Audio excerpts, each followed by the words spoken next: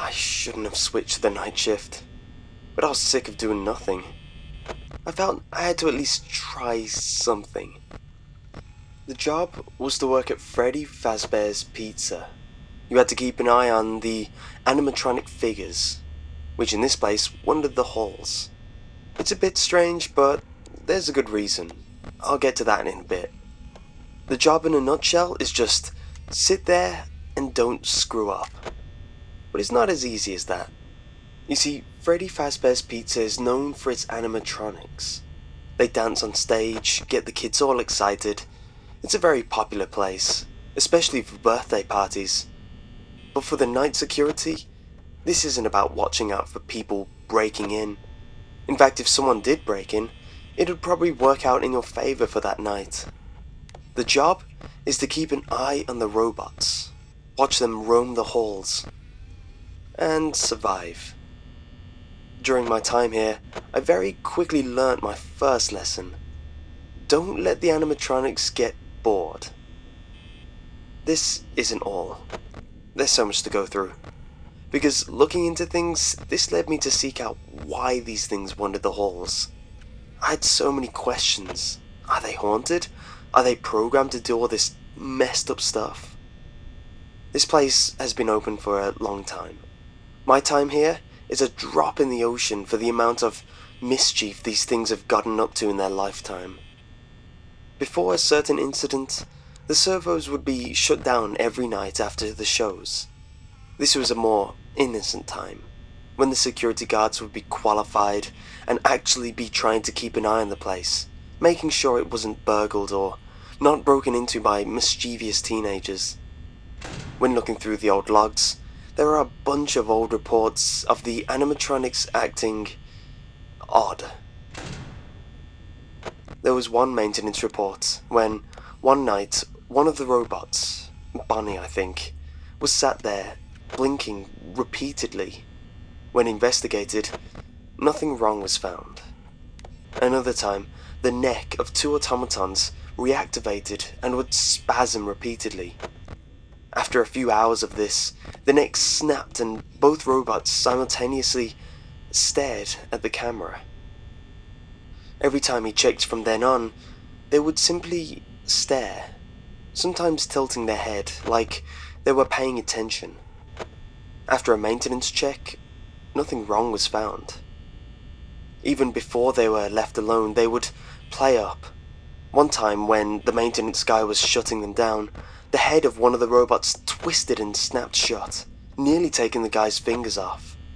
It was noted as a malfunction, blamed on the servos locking up. But the people behind the scenes knew what really caused it, so a new procedure was implemented to avoid this. The maintenance guy was instructed to set the automatons to roam the building. It was noted that it was to stop the servos from locking up by not keeping them static. From what you already know, it's not hard to put together that that was a ruse. It seems the gang didn't appreciate being locked down every night, knowing that the night was the time they could, well, play. The security now had a new task in their job, keeping an eye on them and making sure they didn't cause any mischief. They would wander the halls, standing odd places, move a couple of things around. This continued for a few days, but every day they seemingly became more agitated. The security guard at the time simply took it as odd behaviour, but looking back, it's easy to see what was happening. They were getting bored. One day, the morning staff walked into a mess. Blood squirted up the walls, teeth strewn on the floor, parts of organs piled on the floor, surrounding a costume sitting where the security guard usually sits. The mystery of what happened didn't last after the mask of the costume was lifted to reveal a slurry of what remained of the guy. A new security guard was needed, and thus started the myriad of security guards, really just toys for the robots to play with. Each was briefed differently, seemingly to find out the best way to keep the guards alive as long as possible. It was all about efficiency. The best way they found to explain such behaviour was, if the animatronics happened to see you after hours, they probably wouldn't recognise you as a person. They'll see you as a metal endoskeleton without its costume on. Now, it's against the rules. They'll probably try to forcefully stuff you inside a Freddy Fazbear suit. That wouldn't be so bad if the suits themselves weren't filled with crossbeams, wires, and animatronic devices, especially around the facial area. So you can imagine how having your head stuffed inside with one could prove to be dangerous. It was decided to blame the maintenance guy. He was the one who set it so they could roam the halls. This added behaviour was pinned on him wanting to be lazy, wanting to be paid to basically do nothing by making the animatronics fix themselves and each other. It was the easiest explanation. This game of cat and mouse continued for a while. New job openings would open, and people looking for some quick and easy cash would take the bait. The system worked. It was by all means not perfect, but it worked. Each guard, from their briefing, had the opportunity to come up with a plan, something to end the cycle of nightmares forever. One guard tried to make friends with them, invited one in willingly. That didn't end well. Another tried holding out for as long as possible, eventually resorting to using his pistol on them. The bullets passed through whatever wasn't metal, and when it did hit metal, it bounced off. It seems that he didn't keep track of his shots. When he turned it on himself, the last non-violent thing he heard was the click of the hammer before the bloodbath ensued. At one point, there were 2 security guards. They both worked part-time, 6 hours a night, midnight till 6 AM, working 3 days a week, and alternating the extra day. Now, both these security guards knew each other. They were both students at the local college and were close friends. They thought it would be cool to work at the same place. Most establishments would have a problem with this kind of relationship, usually rejecting friends and family working together in the same place for productivity reasons. So they were ecstatic when they both got the job, seemingly instantly. It didn't take long for them to figure out the deal wasn't as good as they thought. They tried to hand in their notice. Every time it would be rejected by the higher-ups. So these kids came up with a genius plan to get back at the higher-ups. They both decided to stop showing up at work. After this, they stopped showing up to college too. When the college contacted Freddy Fazbear's Pizza, they simply said they stopped showing up at work too. Those kids weren't the smartest, and played right in the higher-ups' favour, cutting out their need for a decent alibi. There were many valiant attempts, each sadly ending in failure. The missing security guards were all neatly covered up if they failed. The higher-ups were good at choosing people and lining up stories to take away suspicion if they disappeared. But like any project that relies on the composure and sanity of individuals, it only took one person to try something too far. You see, the animatronics never attacked kids. They would stare at them, almost entranced. Well, one day, the security guard before me took a Freddy suit. He had an idea to try satiate the bloodlust of what was after him. One by one, he lured children into the back room. The kids, being kids, blindly listened to their favourite bear, and one by one, he piled the bodies where the automatons rested, as a present. In his mind, he put together a twisted narrative, in which the robots couldn't attack children, but it was their ultimate desire. To him, he was going to be the saviour of all security guards of this place. He almost got away with a 6th, but on his way, he was spotted by one of the robots, which rushed him and bit him. Now, an attack in broad daylight was completely out of character. Now this wasn't a normal bite either. The thing took the frontal lobe off the guy's head, which he surprisingly survived. This sparked what the press would label, as well as local legend, the bite of 87.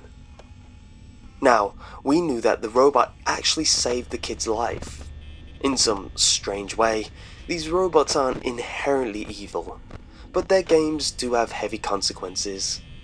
The kid, however, just saw a machine bite the head off Freddy. Not exactly a happy sight. He screamed, and it wasn't long until chaos ensued. The bodies of the children were found, and because of the blatant assault, as witnessed by the kid, the robots were blamed. After lawsuits, confiscated robot parts for investigation, negative reputation, and all the rumors. One rumor was about the robots leaking blood and smelling rotten, something easily believed by the kids. This caused the store to relocate to the old location, when the place was known as Freddy Fazbear's Diner. It was smaller and cheaper. The current place has 5 robots instead of 10. It has door shutters and lights, but due to budgeting, there's also a limited amount of power. I'm pretty sure that's a cover. Electricity doesn't cost much for an establishment like this. It's easy to see that it was done on purpose by the higher-ups for the entertainment of the automatons. After all, it'd be too easy if you could keep the door shut all night. But now, in this new place, it seems to be my turn. I'm smart enough to know that I simply can't just leave. Who knows if it's the robots or the higher-ups that deal with you? All I know is that someone or something will. In the time I've been here, I've learned how the robots act. They start off simple, just a few movements here and there. They'll try to get you, but they won't rush you from the start. It's all a game to them. It always has been. They'll eventually start making things harder and harder. One will distract you while the other tries to sneak in. They'll mix up what rooms they go in. They'll sometimes mess with the tech. They're smart. And don't get me started on Foxy. The point is, I don't know how long I can last here. So, I need to act quick. Luckily in this time, I've had time to think. And I've got a plan. I've put out a job ad in the paper for someone to make an easy $120 in 5 days. It's not much, but it's all I can afford to skim off my own wage whilst leaving myself enough to live off. It's also short enough to find out if this'll work. The higher-ups shouldn't mind as long as they are appeased. It'll also give them new toys to play with, rather than running the risk of them getting bored of a certain person. I don't have much tech here. Most of the money went on lawsuits and wages. But there is a phone which can record messages. Each day I'll call and leave a message for each corresponding day now, and they can listen to them each day when they start. I'll leave a simple note which will instruct them to listen to the messages in order and details on how to do it. All I have to do is work 5 more days. Now, why am I telling you this? Well, heavens forbid, you shouldn't really be listening to this. But if you've made it through all 5 nights and you've been hired full-time, it means I've failed. And now it's your turn. I've given you enough information to work from, more than they give you. Something that took me a long time to put together. Time I wish I could have back. You should have a good idea of what might work and what shouldn't. And if I really have failed, I hope you're more successful than I am. I'm sorry I put you through this.